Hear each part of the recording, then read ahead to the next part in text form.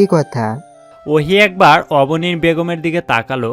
মহিলার চোখের নিচে কালো ছাপ পড়েছে, মুখটাও কেমন শুকনো লাগছে।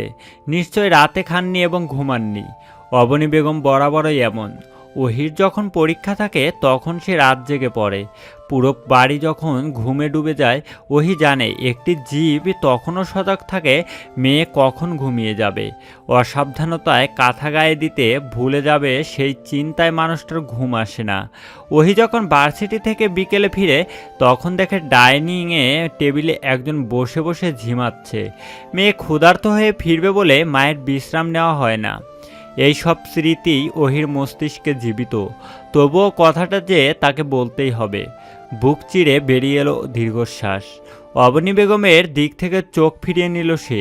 ওই মুখের দিকে তাকিয়ে যে সে এত কঠিন কথা বলতে পারবে না, সম্ভবতও নয়। সকলের ওদের আগ্রহের দিকে তাকিয়ে ওহি বেশ দৃঢ় কণ্ঠে বলল, আমি ভেবেছি আমি ওই মহিলার কাছে ফিরে যাব। ওহির বাক্যটি যেন বোধগম্য হলো না অনেকের। আবার কেউ বুঝতে চেয়েও বুঝতে পারল না। চাঁদনির বাবা আফজাল সওদাগর তাই অবাক কণ্ঠে বললেন, যা শুনেছেন সেটাই। আমি ভাবছি আমি তার কাছে ফিরে যাব। মহিলা তো বার কয়েক আমাকে নিতেই এসেছিলেন, আমি যাইনি। ভাবছি এবার যাব। 21টা বছর তো তাকে ছাড়াই ছিলাম, এবার না হয় তার সাথে থাকি, তাই সিদ্ধান্ত নেওয়া। অবনী বেগমের হাতে থাকা স্টিলের চামচটা কখন যে হাত থেকে পড়ে গেল তিনি টেরও পেলেন না। ঝনঝন শব্দ হলো। অবনী বেগম সেদিকে হুঁশ নেই। তিনি কিংকর্তব্যবিমূঢ় হয়ে কেবল তাকিয়ে রইলেন মেয়ের পানে। তুই কি ভেবে এমন সিদ্ধান্ত নিলি ওহি? ওই মানুষটা তোকে ছোটবেলায় একা করে ছেড়ে গিয়েছিলেন নিজের সুখের আশায়, একবারও তোর কথা ভাবেননি। এখন যদিও তোর কথা ভেবে তোকে নিতে চায় তেমনটা না, তাদের সন্তানহীন দাম্পত্য জীবনের একাকিত্ব কাটানোর জন্যই তোকে নিতে চাচ্ছে। তুই কেন বারবার তাদের স্বার্থের বলি হবি? কেন? তোকে কি আমরা ভালোবাসিনি? চাঁদনির কথায় ওহির মুখের শক্ত আদল বদলালো না। সে কঠোরই রইল, যেন কোনো ইট সিমেন্টের তৈরি ভাস্কর্য যার আবেগ অনুভূতি কিছুই নেই। আমজাদ সওদাগর নির্লিপ্ত ভঙ্গিতেই যেন বললেন, যেতে যেও তবে। সবার অবাকের পাল্লা যেন ভারী হলো আরও। বাবা এত সহজে মেয়ের দাবি ছেড়ে দিল কিভাবে? আফজাল সওদাগর হতাশ চোখে একবার নিজের ছোট ভাইয়ের স্ত্রীর দিকে চাইলেন। প্রকৃতপক্ষে তার মায়াটা হচ্ছে অবনী বেগমের জন্যই। এই মানুষটার কথা কেউ ভাবল না, কেউ না। অনেকেরই অনেক কিছু বলার ছিল, কিন্তু আর বলা হলো না। এই বিস্ময়ের জাল ছিঁড়ে তাদের আর বলা হলো না কত কথা না বলা কথাগুলো। মুনিয়া বেগম কতক্ষণ গাইগুই করলেন, হাপিত্যেশ করলেন দাদিও, কিন্তু কেউ আর জোর খাটাতে পারল না। কিভাবেই পারবে? যেখানে নিজের বাবাই মেয়ের দাবি ছেড়ে দেয় সেখানে তারা আর কতটুকু অধিকারে হাত পেতে দাঁড়াবে? কতটুকু অধিকারে তারা থেকে যেতে বলবে? ওহি অতি সংযোগে সঙ্গোপনে মুচকি হাসল। টেবিল ছেড়ে উঠে দাঁড়াতে দাঁড়াতে বলল, আমি জানতাম আব্বু, আপনি আমারে কখনোই রাখবেন না। আমি জানি আজ ওই মহিলার প্রতি আপনার আকাশ সমান মায়া। সেই মায়ার টানে আপনি আপনার সন্তানকে অকাতরে বিলিয়ে দিতে পারেন। কিন্তু আব্বু, একটা কথা জানেন, আমরা না সব সময় ভুল মানুষটাকেই মায়া দেখাই। যারা আমাদের অতি যত্নের মায়া ঠাট্টায় উড়িয়ে দেয় অযত্নে। অথচ এমন অনেক মানুষ আছে যারা চিরজীবন আমাদের হয়ে থেকে যেতে চায়। আমাদের অনাদর, অবহেলা তারা যত্নে ভাঁজ করে নেয় যেন ভালোবাসা এগুলো। কিন্তু আমরা তাদের বুঝি না, আমরা তাদের মূল্য দেই না। এটা তাদের অপ্রাপ্তি না, আমাদের ব্যর্থতা। কারণ আমরা মানুষ চিনেও চিনতে চাই না। আমজাদ সওদাগর মেয়ের কথার বিপরীতে কোনো প্রতিক্রিয়া জানালেন না, কেবল মাথা নত করে রাখলেন। যে নীরবতায় সে বুঝিয়ে দিল তার মেয়ে কোনো ভুল কিছু বলেনি। সত্যিই তাই। যতই হোক, সেই নারী তার জীবনের প্রথম এবং শেষ ভালোবাসাই ছিল। এরপর সে হয়তো জীবনে দ্বিতীয় নারী এনেছিল, তবে সেটা কেবল দায়িত্ব কিংবা পরিবেশ পরিস্থিতির কারণে। কিন্তু ভালোবাসা সেই প্রথমে আটকে আছে। অবনী বেগম পরাজয় সৈনিকের ন্যায় স্থান ত্যাগ করলো। মনে হলো যেন সংসার জীবনের যুদ্ধে এত ভালোবাসা দিয়েও হেরে যাওয়া এক যোদ্ধা। এক এক করে সবাই চলে গেল, কেবল নিবিড় নীরবে বসে রইল দাদি আর চিত্রা। দাদি শক্ত খোলো হুড়মুড় করে খসে পড়ল, ঠিক তখনই বিদ্যার বয়স্ক চোখ পানিতে টুইটুম্বুর হলো। 2 হাত তুলে বলল,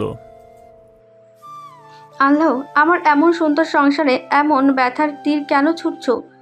শান্তি দাও, তুমি শান্তি দাও সবগুলো বাচ্চাকে। চিত্রা ড্যাব ড্যাব করে তাকিয়ে রইল দাদির পানে। কি অদ্ভুত, দাদিরাও কাঁদতে জানে। অবশ্য নারী জাত সংসার নিয়ে সবসময় শৌখিন, এটা তাদের বহু যত্নের জায়গা। এই জায়গার একটু আচরও তারা মানতে পারে না। শাহবাগের মোড়ে তুমুল জ্যামে আটকে আছে চিত্রার রিক্সা। তার মন খারাপ, অথচ আজকে তার সবচেয়ে খুশির দিন হওয়ার কথা ছিল। আজকে তার আনন্দের পথে প্রান্তরে হৈ হৈ করে ছুটে বেড়ানোর কথা ছিল, কিন্তু তেমন কিছুই হলো না। চিন্তার নিবিড় চোখ স্থির। এই চঞ্চল চিত্রার স্থিরতা দেখে বাহার শুধালো, তোমার সাথে নীরবতা ভীষণ বেমানান, সেটা কি জানো তুমি? চিত্রার গভীর ধ্যান কিঞ্চিত ভাঙল। সে অস্পষ্ট স্বরে কেবল বলল। বাহার ভুরু কুচকালো। চিত্রার দিকে চাইল সে নিঃসংকোচে, গভীরভাবে বলল, হয়েছে কি? বাবার আহ্লাদি প্রশ্নে চিত্রার মন খারাপ আরও বাড়ল। মন খারাপের উদাস বাতাস ছুঁয়ে গেল যেন তার আঙ্গিনা। সে দীর্ঘশ্বাস ফেলল, পিঠ টান টান করে বসল, বলল, আহিয়াপানা চলে যাবে বলেছে। কোথায়? বাহারের প্রশ্নে চিত্রা চোখ রাখলো লোকটার দিকে। চোখে চোখ মিলল। চিত্রার চোখগুলো ছোট ছোট, জলজল করছে দুশ্চিন্তায়। খুব সহজেই কেউ চাইলেই মেয়েটার ভেতরে সকল অনুভূতি পড়তে পারবে। মেয়েটার মন স্বচ্ছ, চোখের ভাষাটাও ভাষা ভাষা। বাহার 2 ভুরু আবার উঁচু করল। চিত্রা হতাশ কণ্ঠে বলল, আপার মায়ের কাছে। উনি কয়েকবার এসেছিল আপাকে নিতে, কিন্তু আপা যায়নি। কিন্তু আজ আপা বলেছে সে চলে যাবে, এবং কালই যাবে। ওনাকেও সে জানিয়ে দিয়েছে এটা। চাঁদনি আপারও কাল ফ্লাইট, আমরাও কাল বিয়ে করব। সবাই কেমন আলাদা আলাদা হয়ে যাব কাল। আমাদের ছাড়া আব্বু, বড় আব্বু, ছোট আব্বু, আম্মু, চাচিরা কিভাবে থাকবে? চেরিটাও কান্না করবে। ভাইজান তো প্রতিদিন রাতে একবার আমাকে না দেখে ঘুমায় না। সে কিভাবে ঘুমাবে? আমাদের ছাড়া বাড়িটা যে আর হাসবে না বাহার ভাই। কথা বলে থামল চিত্রা। রাস্তার ল্যাম্পপোস্টের হলুদ নিয়ত বাতিগুলোর আলো এসে মেয়েটার চোখ মুখ গাঢ়ভাবে ছুঁয়ে দিচ্ছে। গোলগাল মুখে হলুদ আভাটা ভীষণ মানিয়েছে। এ যেন মায়ার আলো, আর চিত্রা যেন মায়াকন্যা। বাহার মুগ্ধ চোখে সে মায়াকন্যার চিন্তার ভাষাদের শুনল, জানল। অতপর কিছুক্ষণ নীরব থেকে গম্ভীর কণ্ঠে বলল, বিয়ের দিন পিছিয়ে দেই তবে? চিত্রা তৎক্ষণাৎ তাকালো। দৃষ্টি তার তাজ্জব হড়বড়িয়ে বলল, না। চিত্রার না বলার ভঙ্গিতে হেসে ফেলল বাহার, তাও বেশ শব্দ করে। নিজের কথার লজ্জা পেল চিত্রাও। সেকেন্ডে চোখ গুড়িয়ে দৃষ্টি নামালো পথে। মাঝে মাঝে সে এত বোকা কাজ করে ফেলে কেন? চিত্রার লজ্জা যেন বাহারকে ভীষণ আনন্দ দিল। তাই সে এই লজ্জার আবরণ আর একটু বাড়াতে বলল, লজ্জা পেলে? প্রশ্নটা করে আবারও হো হো করে উঠল বাহার। চিত্রা মুখ ঢেকে ফেলল 2 হাতের আঁচলে। এ যেন এক মন্ত্রমুগ্ধ সন্ধ্যা, এই যেন এক ভালোবাসার দিন। ব্যস্ত রাস্তা যেন মুগ্ধ চোখে এই প্রেমের কীর্তি দেখল। বহুক্ষণ চোখ মেলে। জ্যাম ছুটল, বাহারের হাসি কমল, নিভে এলো মুগ্ধ দৃশ্য। বাহার আবার আগের ন্যায় গম্ভীর হলো, ভরাট কণ্ঠে বলল, কাল এমন একটা দিন, এই দিনে বিয়ে করাটা স্বার্থপরের মতন কাজ হয়ে যাবে না? চিত্রা মুখ থেকে হাত সরালো, ক্লান্ত চোখে চাইলো আবার। বার কয়েক শব্দ করে শ্বাস ছেড়ে বলল, হয়ে যাবে। আপনারে পাওয়ার জন্য আমি স্বার্থপর হতে রাজি বাহার ভাই। কেমন ভালোবাসলে রঙ্গনা, নিজেকে হারিয়ে ফেলতেও ভাবছো না? তুমি যেমন নও রঙ্গনা, তবে কেন এত স্বার্থপরতা দেখাচ্ছ? যে বাড়ি এবং বাড়ির সদস্যরা তোমার প্রাণ, তাদের এই দুর্দশার দিনে তাদেরকে ছাড়তেও দুবার ভাবছো না যে? জানেন বাহার ভাই, আমার কেন জানি মনে হয় তাদের একবার ছাড়লে আমি দ্বিতীয়বার আবার ফিরে পাবো, কিন্তু আপনাকে একবার ছাড়লে চিরতরে হারিয়ে ফেলবো। হারিয়ে ফেলার ভয়ে বাঁধতে চাচ্ছ মেয়ে? তুমি জানো না যে যেতে চায় তাকে কোনো বাঁধনই রাখতে পারে না, আর যে থাকতে চায় তাকে কোনো অবহেলাও তাড়াতে পারে না। আমি ছাড়তে চাইলে বিয়ে আমায় আটকে রাখতে পারবে? সত্যি কি বিয়ে আটকে রাখার সুতো? যদি তেমনই হতো তাহলে ওহির জন্মদাত্রী কি এত ভালোবাসার পরেও তোমার ছোট আব্বুকে ছেড়ে যেত? তাদের তো বিয়ের সম্পর্কই ছিল রঙ্গনা। যে যেতে চায় তাকে আটকে রাখা যে বড় দায়। বাহার ভাইয়ের সহজ সরল কথাগুলো কতক্ষণ অসুরের ন্যায় নৃত্য করল চিত্রার ছোট্ট মগজে। মেয়েটা সইতে পারল না এই ভারী সত্যি কথার তোপ। তার উদাসীন চোখ জলে টুইটুম্বুর হলো। আমি এত জটিলতা বুঝি না বাহার ভাই। আমি কেবল এতটুকুই বুঝি, আপনারে না পেলে আমার এই জগৎ বৃথা, এই জনম বৃথা। বাহার তপ্ত শ্বাস ফেলল, আফসোস নিয়ে বলল, করিলে বৃথা জনম, অন্ধ প্রেমে ফেসে কেউ মরেছে বারে বারে প্রচণ্ড ভালোবেসে। ধানমন্ডির এক শুনশান রাস্তায় হারছে চাঁদনি, তার কিছুটা পেছন পেছন হারছে মিনময়। সন্ধ্যার মৃদুমন্দ বাতাস ছুঁয়ে যাচ্ছে ভেতর বাহির অন্তর। পথঘাটে গাড়ি আছে বেশ, তবে তেমন যানজট নেই। শা শা করে গাড়ি আসছে আর ছুটে চলে যাচ্ছে দূরে, বহু দূরে। কেউ তাদের হাঁটায় বিরক্তি হয়ে দাঁড়াচ্ছে না, কেউ বাধা হচ্ছে না। প্রায় বেশ খানিকটা হাঁটার পর বিরতি নিল মিনময়। পুরুষালী কণ্ঠে বলল, কি বলবেন ইন্দুবালা? কি বলতে এত দূর ডাকলেন? চাঁদনি চাঁদের ন্যায় শীতল হাসলো, মিহিস্বরে বলল, সামনে একটা চায়ের দোকান আছে, সেখানে চলো, চা খেতে খেতে কথা বলবো। মিনময় আর কথা বাড়ালো না, কেবল ঘাড় কাত করে সম্মতি দিয়ে পায়ে পা মিলিয়ে হাঁটলো। চায়ের দোকানে এসে চায়ের অর্ডার দিল, তারপর নড়বড়ে বেঞ্চটাতে বসলো দুজনে। আজকে চাঁদনিকে বরাবরের তুলনায় একটু অন্যরকমই লাগছে। প্রায় সময়টাতেই তার মুখে হাসি দেখা গিয়েছে। মিনময় অপলক চোখে কয়েকবার দেখছেও সেই সুন্দর মুখটি। সেটা অগোচর হয়নি চাঁদনিরও। ব্যস্ত নিবিড় রাস্তায় ধোয়া ওঠা চায়ের কাপে ঠোঁট ছোঁয়ালো চাঁদনি। ভেতর যেন এক নতুন উদ্যমের সৃষ্টি হলো। চাঁদনি সেই উদ্যমকেই সঙ্গী করে সকল জড়তা কাটিয়ে ঝলমল কণ্ঠে বলল, মৃন্ময়, তুমি কি জানো তুমি কিন্তু ভীষণ সুদর্শন। মিনময় মাত্রই চাটা মুখে নিয়েছিল, কিন্তু আকস্মিক চাঁদনির এমন কথায় চা মহাশয় তার নাক মুখ উঠে গেল, যার ফলস্বরূপ তুমুল কাশির উৎপাত। অথচ বিচলিত হয়ে দেখা গেল না চাঁদনিকে। সে বেশ আয়েশ করেই চায়ে চুমুক দিতে থাকলো। মিনিট পেরোতে মিনময় স্বাভাবিক হলো, কিন্তু তার চোখ মুখ দেখে বোঝা যাচ্ছে এখনও তার ভিতরের হতবম্ব ভাবটা কাটেনি। চাঁদনি দীর্ঘ বিরতির পর আবার বলল, তুমি এটাও কি জানো যে তুমি আমার থেকে শতগুণ ভালো মেয়ে ভবিষ্যতে পাবে? চাঁদনির আকস্মিক এমন দ্বারার প্রশ্নে মিনময় ভাষা হারিয়ে ফেলছে। ফ্যাল ফ্যাল করে চেয়ে থাকা ছাড়া সে আর কিছুই যেন করতে পারল না। চাঁদনি হাসলো মিনময়ের এমন দশায়, ভাবুক স্বরে বলল, তুমি আমাকে পছন্দ করো এতটুকু অবধি আমি মেনে নিয়েছিলাম, বা বলা যায় এতটুকু অবধি সব ঠিকই ছিল। তবে ভুল কখন হলো জানো? মিনময় ভুরু কুচকালো, শুধালো, কখন? যখন তুমি আমাকে পছন্দ করো বলে নিজের বিবেক বিবেচনা বোধ হারালে। কিভাবে পারলে মৃন্ময় নিজেকে এতটা ছোট করতে? তবে আমার কোনো অভিযোগ নেই তোমার প্রতি।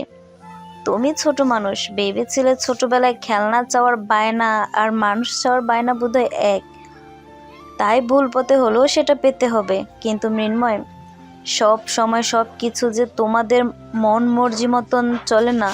কখনো না পেয়েও বাঁচার ক্ষমতা রাখতে হয়। তুমি কি জানো কখন মানুষ হেরে গিয়েও জিতে যায়?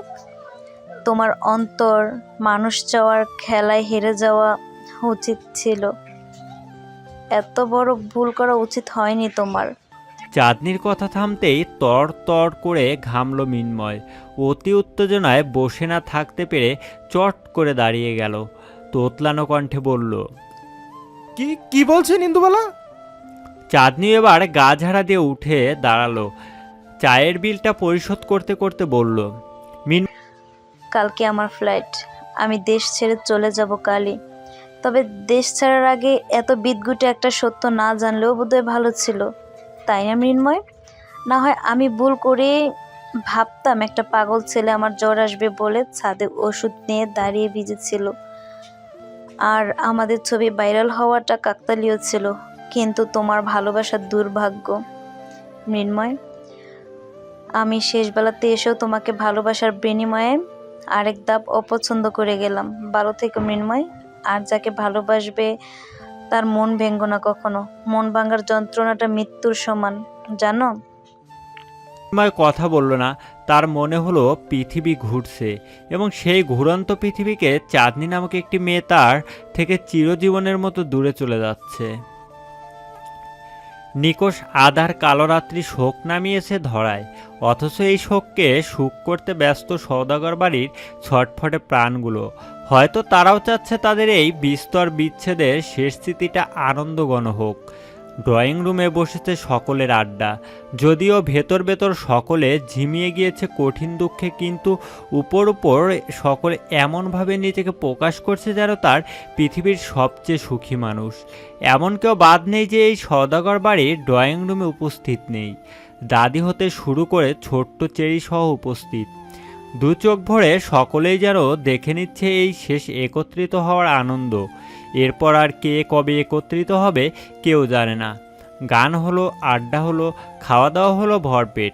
কেউ আহ্লাদে আটখানা হলো, কেউ বা সুখের চিতি নিয়ে ঘুমাতে গেল। আজ চিত্রা, চাঁদনি, ওহি এই তিনজন একসাথে ঘুমোতে গেল, হয়তো শেষবারের মতন। আর কখনো যদি বালিশ ভাগাভাগি করে ঘুমানো না হয়। তিন বোন হাত মুখ ধুয়ে বসলো বিছানা জুড়ে। সবার ঠোঁটেই কিছুটা কৃত্রিম, কিছুটা অকৃত্রিম হাসি লেপ্টে আছে। চাঁদনি তার ছোট দুই বোনের দিকে তাকালো, বিরাট এক শ্বাস ফেলে বলল, তোমাদের ছেড়ে কতটা দূরে চলে যাচ্ছি, আবার কবে আনন্দ ভাগাভাগি করব বলো? সব সময় তো আনন্দই ভাগ করলাম আপাই, আজকে একটু দুঃখ ভাগ করব। আমার না ভীষণ ব্যথা হচ্ছে বুকে, আজ একটু ভাগ করে নেবে দুঃখ? আমি না আর এই ভার বহন করতে পারছি না। ওহির অপ্রত্যাশিত করুণ আবদারে শিরা উপশিরা কেঁপে উঠল চাঁদনি ও চিত্রার। এই ওহি তাদের অপরিচিত, এত ভীষণ অপরিচিত কখনোই লাগেনি তাকে। এই অসহায় ওহিকে দেখে ভাষাহারা দুজন। ওহি কাঁদছে, শব্দহীন কান্না। চোখের পাতা থেকে গড়িয়ে পড়ছে কত অজস্র অশ্রুবিন্দুরা। চাঁদনি, চিত্রা দুজনেই উঠে এলো, জড়িয়ে ধরল বোনকে, যেন ভরসা দিল তারা আছে। ওহিও বিনা সংকোচে মুখ লুকালো বোনদের ভরসা স্থলে। চাঁদনি বরাবরই বুঝদার, তাই সে মুহূর্তেই বুঝে ফেলেছে ওহির সাথে নিশ্চয় ভয়ঙ্কর কিছু ঘটেছে। না হয় এমন চাপা স্বভাবের মেয়ে এভাবে তার ব্যথা প্রকাশ করতো না। ওহির শরীর কাঁপছে ক্ষণে ক্ষণে কান্নার দাপটে। তার পিঠ ছুঁয়ে সান্ত্বনা দিচ্ছে চিত্রা। বেশ অনেকক্ষণ, অনেকটা সময় পেরিয়ে গেল। কান্নার দাপট কমে এলো ওহির, স্তম্ভিত ফিরে পেল সে। তৎক্ষণাৎ সে চাঁদনির বুক থেকে মাথা তুলল, নিজেকে যথেষ্ট গুছিয়ে কথা ঘোরানোর জন্য বলল, কিছু হয়নি আপাই, তুমি চলে যাবে তো তাই কষ্ট হচ্ছিল, ভীষণ মিস করব তোমায়। কথা ঘোরাচ্ছিস? চাঁদনি কোমল প্রশ্নে তপ্তশ্বাস ফেলল ওহি। বার কয়েক জোরে জোরে নিঃশ্বাস নিয়ে নিজেকে শক্ত করার চেষ্টা করল, কিন্তু চাঁদনি নাসের বান্দা, আগের ন্যায় অটল নিজের জায়গাটায়। চিত্রাও এবার মুখ খুলল, ভাবুক স্বরে বলল, কি হয়েছে ছোট আপা, বলো আমাদের। ওহি নিজেকে সংযত করতে চাইলেও বোনদের আহ্লাদে আর গুছিয়ে উঠতে পারল না। সে এমন নরম কোমল কখনোই ছিল না। সে বরাবরই শক্ত ধরনের মেয়ে ছিল, হবেই নাই বা কেন। যে শিশুটির ছোটবেলা কেটে যায় তাচ্ছিল্যে, তার শক্ত হওয়াটাই তো স্বাভাবিক। মা পালিয়ে গেছে বাক্যটা নিয়ে সবাই যখন হাসি তামাশা করত, তখন মেয়েটার বয়স কতই বা ছিল। সমাজ এমন বিশ্রীভাবে তাকে নিয়ে হাসি তামাশা করছিল যে মনে হয়েছিল তার মায়ের পালিয়ে যাওয়ার দায়ভার সব তার। এরপর থেকেই ছোট প্রাণটা গুটিয়ে নিল নিজেকে। যদিও মায়ের চেয়ে বেশি ভালোবাসা দেওয়া অবনী বেগম তাকে আগলে নিয়েছিল, কিন্তু ওই যে একবার পাথর হওয়ার পর আর কোনো কিছুই ছুঁতে পারল না তাকে। তারপর সেই ছোটবেলার পর আজ বোধ হয় তাকে এমন ভাঙতে দেখা গেল, ওহির দুঃখের পাল্লা ভারী হয়। ভেঙে আসা কণ্ঠে বলে,